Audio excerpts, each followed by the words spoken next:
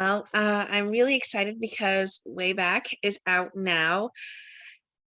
When you guys were working on this, how did you decide on 13 tracks for it?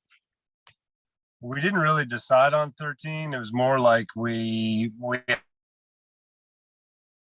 about 7, and then we couldn't figure out which of all the other options we wanted to use. So we put them on Facebook and TikTok, Twitter, and Instagram, and had our fans kind of vote on the last 5 or 6, which was really cool. Well, Whatever It Takes is out now. Um, how would you describe your writing style when it comes to your songs? I know that other tracks, though, not specifically Whatever It Takes, were written though by you. What's your writing process? Do you need to have music before you can come up with lyrics? Do you need to have a beat before you can come up with words? Whatever it takes was that song specifically was wrote down at the beach in Navarre Beach, Florida. And 2 of my good buddies, John Knight and Ben Stennis, went out on a writer's retreat, the 3 of us. And John's got a place out there. And we were pretty much done writing for the trip. We wrote about 3 other songs. And then sometimes when you quit trying is when it works the best. And I kind of staring at the water and sitting on the couch playing guitar and did what I would call a pretty stereotypical high valley kind of bluegrass chant kind of vibe. And the guy said, "Hey, wait a minute, that might be something." And we kind of started working on that song just as a last minute thing. And it's cool because during everything being shut down, my wife and I got into flipping houses and building. And there's a line in the song that says, "Swing a hammer, climb a ladder, come on, darling, it don't matter." And that's pretty autobiographical. Well, I really like Country Music Girls and Trucks featuring Granger Smith. How did you come to work with him? Yeah, Granger and I have been buddies for a long time. And he's recorded a few of my songs, which has been awesome. My favorite song I ever wrote was called "Buy a Boy Baseball," and he cut that on his record. And Cool. when we wrote this one, I thought it was a perfect Granger Smith pitch, but instead of pitching it to Granger, I instead pitched the idea of Granger with us on our record. So that's how that came about. And he had me fly out to his ranch for the music video, and it was the most insanely country experience of my life. Well, I told you my favorite song off of Way Back. Do you have any personal favorites that really hold a special place? Obviously, it sounds like Whatever It Takes might be a little special to you. Yeah, that one for sure. Probably "Praying Woman" would be one of my favorites. It's I owe a lot of thanks to my wife, of course, but also my 3 sisters and my mom. I've got a lot of praying women in my life, and I think it's easy to give credit to whoever's on stage singing the songs, but it was really important for me to have that song "Praying Woman" out there for everybody to hear. Is there a song then that challenged you the most creatively when you were trying to write, or maybe you couldn't figure out the lick for it? "Remember You Now" would be the song that the story behind the song is about us going to Mexico with our kids and putting our phones away for 5 days in a security deposit box. And that was all good. Just forget about pictures. I want to remember you now is what the song says.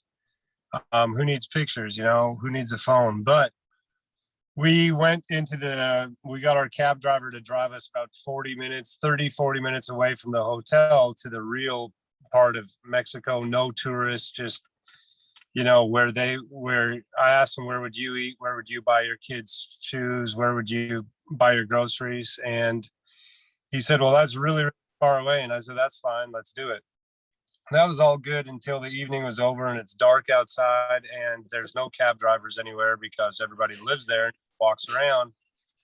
And finally, somehow we were able to get a cab, but we said Marriott, we said resort, we said hotel zone, tourist area, and nothing was making sense. And I remembered that there was a couple words somewhere on the brick of the hotel that said Casa Magna. When I said that, he said, "See," and we jumped in his cab, and my wife looked at me and said, "You better be taking us back to the right place." And about 20 minutes later, we crossed a bridge, and I said, "Man, I recognize that bridge. I think we're on track." So it all worked out. When it comes then to the production side of your music, how much of a hand or how much of a say do you have? I'm not a producer. I mean, I can, but I'm not. I don't know how to run the gear. I just know how to give my 2 cents worth on direction. And thankfully, all the producers I worked with are just incredible people, and they're also very flexible. They're not. They all could be very, opinionated and very stuck in their way, and they would have all the reason, the awards, and the proof that they know what they're talking about. But instead, they're very open to my ideas, and we just have a great working relationship. It's very casual, very off the cuff. If there's, we start the record on way back with our banjo player literally scratching the head of the banjo, and that's the percussive sound that you hear to start the record. And Oh, we thought, hey, that's a weird noise. Let's try that. And that's the thought as we put into it. sometimes it takes a little experimentation. Yeah, absolutely. Well, faith and family seem to be a timeless theme for High Valley. What do you hope that people do take away from this new album? I think probably the shortest and simplest message on the record that I'd love people to take away would be from the song "Run Out of Some Days."